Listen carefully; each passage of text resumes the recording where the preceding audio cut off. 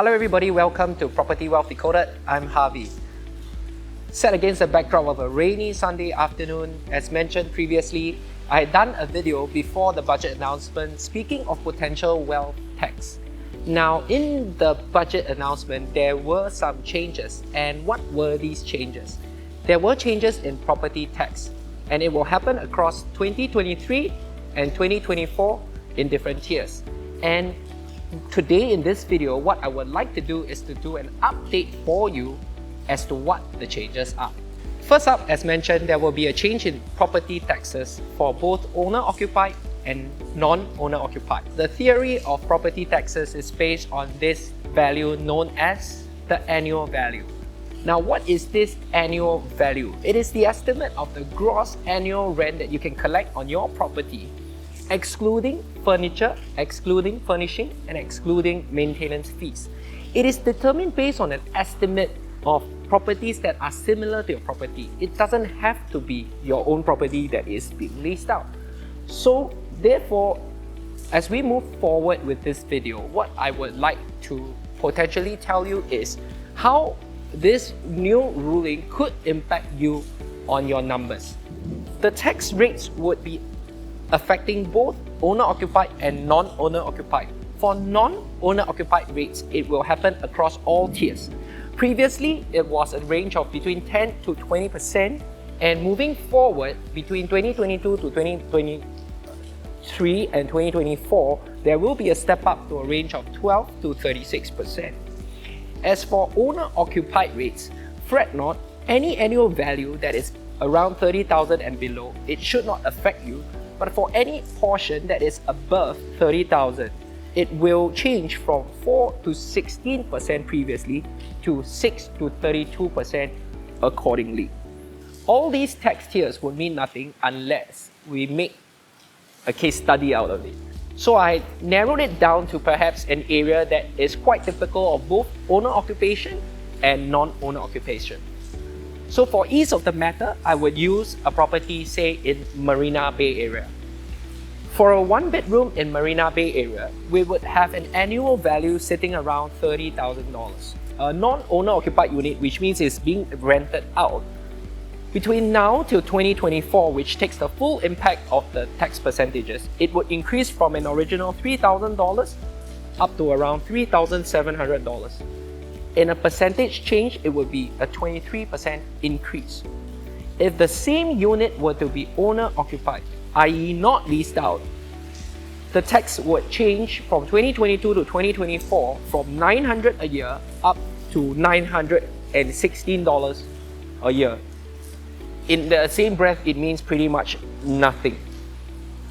If I were to take a bigger unit in Marina, for example, in the same development, that same unit would attract an annual value of around $90,000. So if it were non-owner occupied, the numbers would range from now, which is around $12,200, and it will step up all the way to about $22,000, meaning the difference is around 10 grand. Means a whopping increase of 80%. However, if it was owner occupied, it would change from $4,600 to $9,600, which would be an increase of almost a fold, which is 111% increase. This is quite significant, meaning that for bigger units with bigger annual value, due to the changes, an owner-occupied unit would be impacted more rather than a leased-out unit. For a smaller unit with its owner-occupied versus a non-owner-occupied, an owner using the unit for a smaller annual value actually pays less than if it were to be leased out. So that is the main difference between the two changes that is happening for owner occupation and non-owner occupation. So in summary, for a quick takeaway from the video, if you are staying in an HDB and your annual value is a really small annual value of say around 8,000, you would see pretty much no change. It was owner occupied, but for a leased out unit, it will be around a 20% increase. For a mass market condo that has an annual value of less than 30,000, you would have as an owner, pretty much no change, but if it's leased out, about 20% increase. So you will see about 20% increase is if you are using it as an investment property. However, for landed properties or high-end condos with annual values that are touching, say, between the 60 to 70 grand a year, for owner occupation, you would see an increase of about 80% versus it being rented out, it will see an increase of 70%. And for luxury landed or even ultra lux condo with annual values hitting, say, 6 figures, about 100K, you will see an increase if it's an owner occupation of around 121% versus an 80% increase if it was rented out. A few points to take away on all these changes. Point number one, a home will still remain a home. So therefore, if you are staying in a bigger apartment or if you are staying in landed, the impact on you as an owner-occupier will definitely be there. So an advice to you is do prep for these changes that are coming up. If your annual value is going to increase, say, a certain percentage, and your property tax rates will increase in this regard, as I mentioned, in fact, almost like one-fold. So if you are paying 15,000 last time, you could be paying 30,000 in future. If you take 30,000 and divide that across every month, that's about a $2,500 increase every month. Then it becomes a significant increase.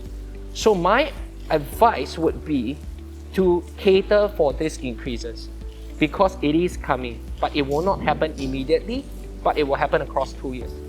Point number two, if you are leasing out a smaller unit, if you are going to be using that property as an investment, I think if the increase is nominal, it's not going to be a lot, that portion could be sneaked into the rental as a rental increase.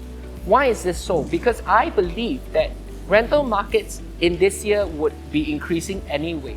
So when you are going to be considering a renewal, you should consider this portion before you renew your tenancy, because you could input that cost and translate that to a tenant which anyway would have been paying for an increment because of a short supply in the market today.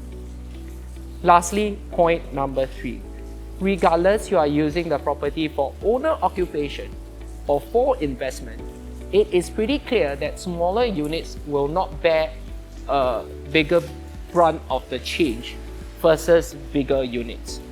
So therefore, in future, when you are looking at something, it is important to understand, is this truly a space that you really need? Do you truly need a property that is bigger? Because it will definitely attract a bigger annual value, which would then attract a higher property tax rate. Hopefully, what I shared today would be useful, and in that regard, if you like what you hear so far, or if you have some comments or questions that you would like to find out a bit more on the topic, feel free to put them in the comments or directly PM me. Look forward to seeing you in the next episode. Thank you.